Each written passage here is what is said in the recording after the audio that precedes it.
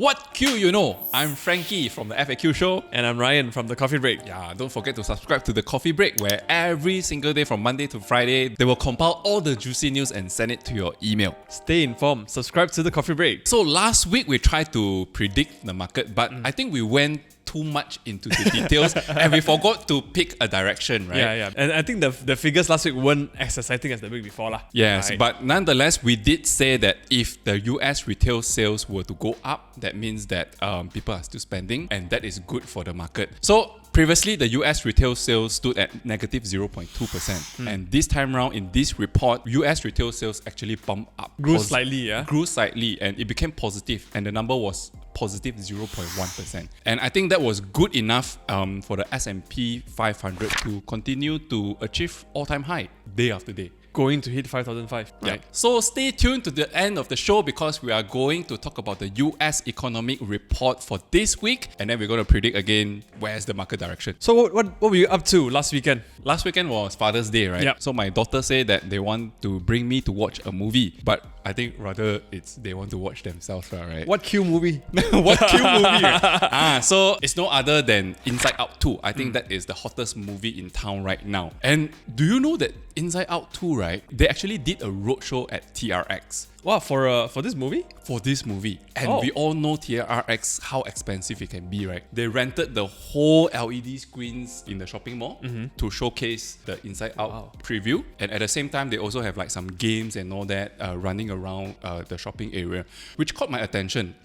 Like, it is just another animated movie, but they are willing to spend that kind of big money to promote the movie in one of the most expensive spots in Malaysia.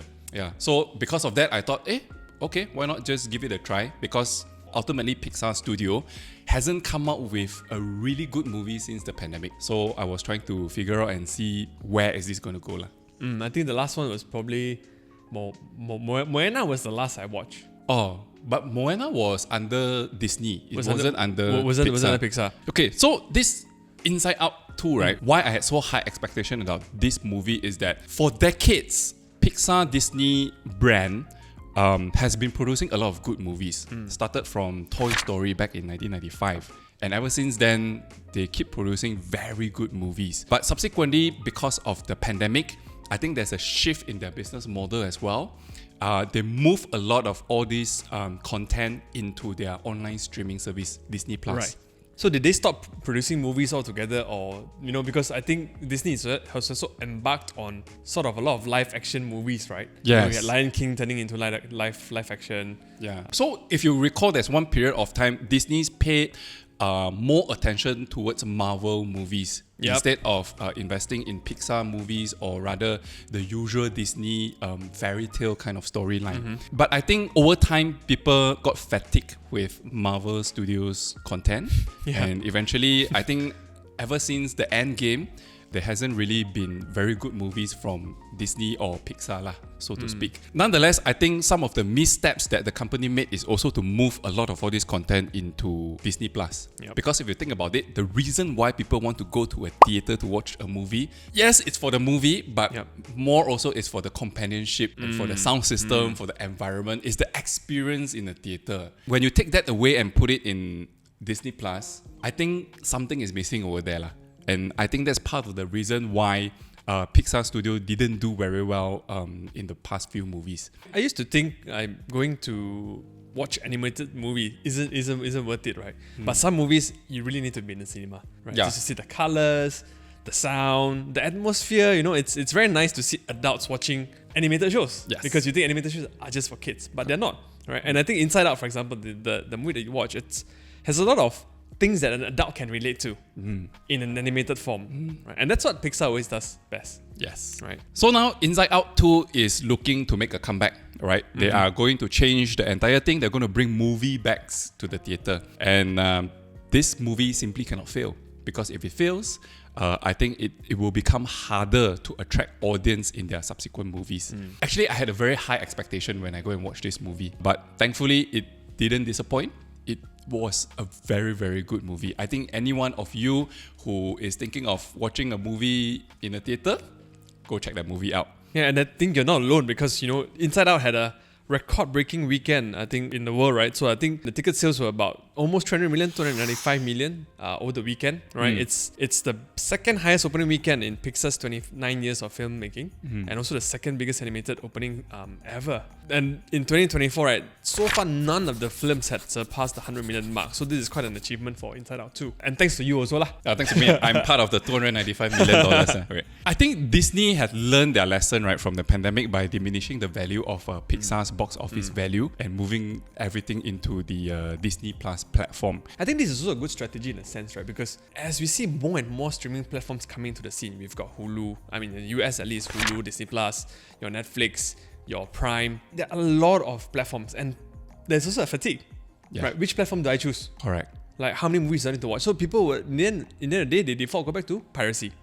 And in fact, people are cancelling their subscriptions in the US. The net growth, I think if I recall correctly, the net subscriber growth, it's 4.9 million in the first quarter. So it's not huge. I mean, it's coming down, and people are going back to theaters, which is a good thing, which is a good strategy embarked by Disney actually. Yeah, if you think about it, right, these days when I turn on my Netflix, I spend more time scrolling what to watch than actually watch a movie. Correct. And I think that's what we all do. But Netflix does have good series once in a while, right? But otherwise, I'm the same. You go on Netflix, I've watched this before. Content feels quite similar already, right? So going theater is always refreshing. Yeah. So with movies going back into theater, I think I am quite excited to see what other movie lineups that Pixar Studio has, and hopefully this can turn the company around and probably make more money for the entire Disney group. And with that, I think we can start to see the share price going up as well. So talk about moving up, right? Share price moving up. So we can also see Malaysia. Let's talk about like one of these rankings that were released. So Malaysians are obsessed with rankings every time. All the time. You know, see the ranking, best place in Asia, Southeast Asia, or food, which food is better, asam laksa or nasi lemak, Singapore's chicken rice better than Malaysia or not. Those kind of topics get very heated in Malaysia. Malaysians are very passionate about their rankings, right? But unfortunately, like one of these rankings that was released last week, it's also called the IMD World Competitiveness Ranking. Malaysia actually dropped to the 34th place in 2024, falling 7 places, while Singapore remains at the first place. What is this IMD World Competitiveness Ranking? What does it rank? So this ranking actually created back in 1989 and is actually closely watched by governments, academics, economists, investors and corporate executives alike, to just look at how competitive a country is, right? In terms of infrastructure, education, business legislation, productivity, right? So it sort of signals whether Malaysia is a good country to invest in or not. Okay. Right? Are you competitive? Are you business friendly? Because the very important thing for companies to do FDIs, we've heard a slew of SDIs over the past 1 year or so, but this remains an important factor, right? Are the people competitive? Can the workforce cope with what is required, right? I think that's what this looks at. And this ranking is actually based on data and surveys from 67 economies, and it highlights Malaysia's strengths in. So what Malaysia is good at is our prices, basic infrastructure, and tax policy. But where we fell short was actually in education, business legislation, and productivity. In fact, Malaysia's ranking is quite bad this year. Like we ranked 10th out of 14. This is lower than Thailand, lower than Indonesia. So think about it, since you mentioned that we are actually ranked quite high in terms of prices, basic infrastructure and tax policy. That means our government is actually doing quite well providing all this basic infrastructure to the people. Now, we are ranked less competitive in the areas of education, business legislative, and also productivity and efficiency. That means the people are the problem, if you think about it. In right? Other words, yes lah. Yeah. So maybe what I'm trying to say is that perhaps Malaysians should buck up and try to, improve our productivity, go and upskill ourselves, and then therefore we can help to up-rank ourselves in this IMD competitiveness ranking, right? So that in the future, more and more investments would come to Malaysia and leverage on our expertise, our soft skills in Malaysia, and hopefully that can help our economy to become better as well. Yeah, but a lot of times, it's also about the foundation of the country, right? If you have good education, then eventually there will be spillover effects, trickle down, to have a higher skilled nation, to have better leaders to lead the country. Maybe that's what the country is lacking, right? We have all sort of good things happening in terms of prices and business infrastructure. But the key thing in building a nation is actually the skills, the people, right? I mean, if you look at Malaysia, a fun fact to share was that there is a big brain drain issue in Malaysia. And in terms of doctors, medical nurses, engineers, a lot of people who actually want to find greener pasture, it's very near Singapore. Right, Singapore is what, an hour flight from KL, 5-6 hours drive away from KL. So, and this is talking about city centre, right? Our capital. You see, out of 1.8 Malaysians who actually migrated overseas, actually chose to reside in Singapore. Like 60% of them chose to reside in Singapore. Yeah. Right, and this is because of the strong dollar. We always talk about the strong dollar. Money remains a big incentive for people, right? And we also sometimes have very funny policy direction. Like, I think just last week as well, the Ministry of Investment, Trade and Industry actually announced that they will grant open approved permits to Bumi Putra firms. And this is including those completely new to the automotive sector. Wow, giving APs to all these new firms, completely new, which has no experience in the automotive sector. What Q they know about operations, right? Correct. So pretty much an AP is actually an import permit facility granted by MITI to import reconditioned vehicles for the sale in the domestic market. But do we really need more cars in the market?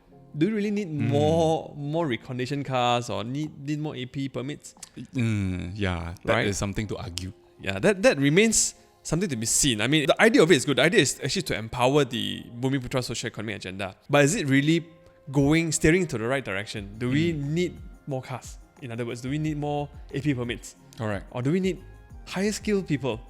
Right? Do we need to create more jobs that will create demand or, will have avenues for them to upskill? Correct. Right? Instead of giving out AP to people to import cars to Malaysia, maybe we should think about how to upskill our engineers so that we can produce better cars so we don't need to import. Precisely. And actually the way to sort of boost the ranking, so we rank 64th, actually some of the ways to boost the ranking is actually your R&D investment, optimizing your labor market. Are we really optimized? Is that what is the unemployment? Are the skill set matching? Are people graduating from the fields that they study? Are they in the jobs that they're supposed to be doing, right? And also comes to leveraging advanced technologies, right? So we have a lot of data centers opening, but do we have the skills or not? Or are we going to import the skills again? Right? Let us know what you think on how the country can improve its ranking with the comments. So Ryan, I was scrolling my social media the other day, right? And I came across with this one very exciting post. The Uber CEO did an interview and he advised for his 22-year-old self to get the hell out of investment banking. What Q he know about investment banking? Now, what Q he know about investment banking? Now, you are in the banking industry. Yep. I was in the banking industry. So what is the advice that you would give your 20-year-old now on screen? I would still go into the banking industry, but I'm more of the consumer side. So I think when a lot of people talk about banking, they think about finance, right. the investment banking side. And I think there's pros and cons to it. I think when I joined the banking industry back in 2016, 2017, investment banking's allure wasn't there for me. And I know you have to go through a lot of hurdles. You have to do your CFA. I think CFA is like a prerequisite to be sort of like a good investment banker. Right, you need to pass your level 1, level 2, level 3. And I think for me that was like, I don't want to study anymore. That was not for me. So I chose the consumer banking side. But even the consumer banking side, it's not very sexy, right? Not like Harvey Specter in Suits or not like Billions, and all that. But it teaches you a lot about human characteristics, right? How people lend, how people deposit, what would they do, there's some sort of, like, you learn about how people bank pretty much, like what time do they read emails, how do they respond to emails, what kind of colors. I find that aspect to be more interesting for me. I think that's why I joined consumer banking, and I would still join because I think in my banking career I've learned throughout like how the bank works, right? Why do we need the deposits to lend, So those are the things that I think for me that's very interesting for me and very rewarding for me. Right. How was yours? So I was in the investment banking industry. And if I were to give my 22-year-old self a piece of advice, I would still choose to go into investment banking. But I completely can understand why Uber CEO says that. And I will go into that later. First, I want to talk about why I still think that going into investment banking is good. Investment banking is probably one of the industries where you can go into a job, but you learn about different industries. You have a wide spectrum of experience that you can try because you have to dabble into oil and gas, construction and all this. This is part of the reason why we are able to create a lot of all this investment content of different industries is because of our experience dealing with the banking clients, right? But why did Uber CEO say to get the hell out of investment banking is because, in my opinion, is that ultimately you are dealing with billions of dollars or billions of ringgit, but all these dollars are not your money. So after a while in the banking industry, all this money just becomes numbers. Yep. And it's a number that you know you will never be able to achieve in your lifetime. So it kind of cuts off your motivation to want to be a billionaire, for example, because you know that, wow, every day I'm managing billions of dollars. With my salary, there's no way I can achieve that. So why not just stay here, have a very steady jobs and whatnot. And also because while you're managing billions of dollars, your fee is also very high. So for every $1 billion deal, right, your commission of 1% would give you $10 million. So that's actually quite a lot of money. So it really just take away all your to want to strive for something better. So therefore, you just become lazy, and then at the end of the day, you just stay in the banking sector all the way until your retirement. So I guess that's what he meant, because after he left the investment banking industry, he started off Uber, and today Uber is one of the largest e-hailing company in the world. And that probably sparked his entrepreneurship spirit again. That's why he gave that comment. I think another reason also, it has to be some sort of context, right? You look at where the world was 10 years ago when we started our careers. The world was a very different place. Yes. But you look at today, I can understand why he's saying this, because if you look at how AI is sort of in our lives today, it can sort of, that's what a bank does. Or not what a bank, but what a banker does. Bankers do a lot of analysis. Yep. We churn a lot of data. We look at spreadsheets, we look at financials to sort of craft a deal. We do a lot of writing of credit paper. Correct. Right? And all this can be done by AI. Yeah, I mean, that's another spin at it, right? Like, it absolutely makes a lot of sense. You shouldn't go into banking because you are easily replaceable. Yeah. In fact, I think there was a report from Citi that says finance is probably the most impacted field by AI, with the introduction of AI. And banks, if they're looking to cut costs, where's the biggest cost? Human cost, because you have to pay from the fees, you have to pay your bonuses. So investment bankers get good bonuses, get good pay, but it has to come from somewhere, right? And if banks want to save costs, who has got to go? It's not the building. The buildings are all nice, you know, they've got the nice fancy buildings in capital cities. It's probably the human, right? Well, but that's one of the reasons why I'm looking into cryptocurrency very seriously. Because if one day we don't need banks anymore and we need a new financial system to keep the world running, probably decentralized assets could be the next thing. Yeah. Well, anyway, let's go to my favorite segment of the show, which is to look at the US economic reports and predict where the market is going to go. So this week, the most important report that's going to come out is the PCE index, the Personal Consumption Expenditure Index. First of all, do you know what's the difference between CPI index and PCE index? Because both of them measures inflation, but there are some differences in there. CPI, I think, looks at a basket of goods. Yes. Right? I'm not so sure about PCE. So what Q do you know about PCE? Okay, the biggest difference between CPI and CPE is how they measure the basket of goods. So for CPI, right, it measures items that directly comes out of pocket for spending of the person. Okay. Whereas PCE, the Personal Consumption Expenditure, also measure spending you made on behalf of the person. So for example, healthcare. I probably spend on my healthcare.